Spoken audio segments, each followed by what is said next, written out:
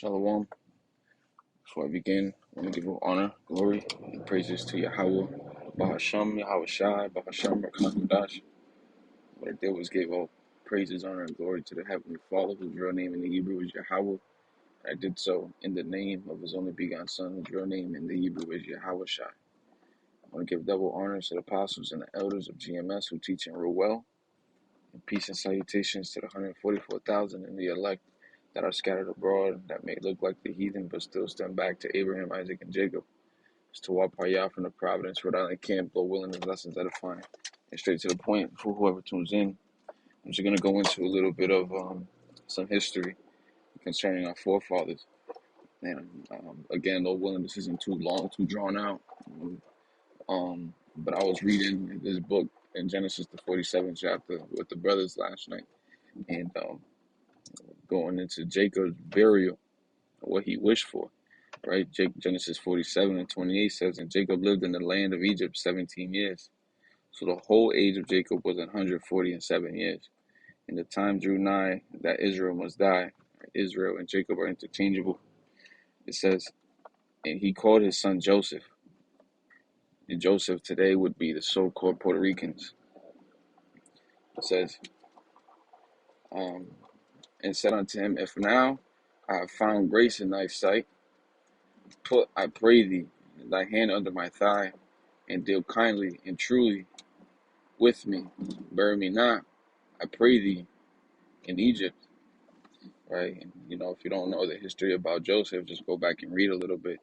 But just to give some insight, Joseph was the one that was sold to the Arabs or the Ishmaelites by his brothers, and from there, all right, given to the Egyptians or the real Africans. All right, and Joseph ended up becoming basically a king in Egypt. Okay, but continuing real quick says, I pray thee thy hand under my thigh, and deal kindly and truly with me. Bury me not, I pray thee, in Egypt. But I will lie with my fathers, and thou shalt carry me out of Egypt, and bury me in their burying place. And he said, I will do as thou hast said. See, now, that right there, right, you have Jacob making a request to be buried where his fathers were buried. And that just caused me to look up, okay, where were his fathers buried? So, this is the Jewish virtual library, okay? This is titled Hebron, Tomb of the Patriarchs and Matriarchs. All right, and going into a little bit of this, it says the cave of Machpelah in Hebron is the world's most ancient. I'm just gonna read it for what it says here. Ancient Jewish site and the second holiest place for the Jewish people. Now, the children of Israel are not Jewish. Okay, they're called Yashar Allah. All right, princes of God or princes of the power. All right, there was no such thing as a Jewish person back in those times in Genesis. Okay, but continuing on, all right, because that word Jewish is a made-up term. All right, there's no J's in Hebrew. Right, but it says here, really, because the Jewish people are the ones that they're the ones that are living in the land of Israel today. That's what they're calling themselves, when they're not really this real.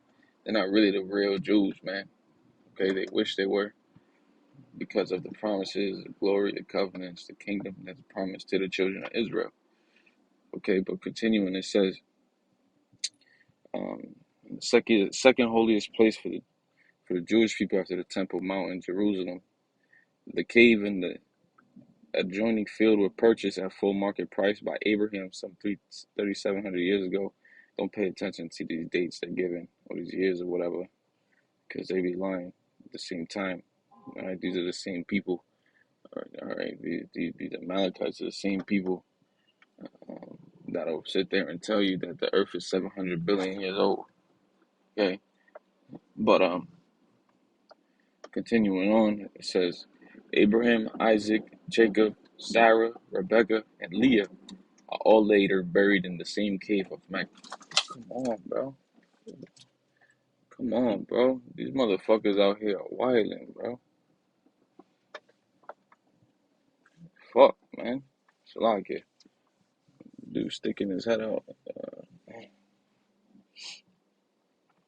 All right. But it says these are considered the patriarchs and matriarchs of the Israelite people. The only one who was missing is Rachel, who was buried near Bethlehem, where she died in childbirth. All right, so this is an actual place. Okay, this is an actual place, showing you also that the scriptures are real.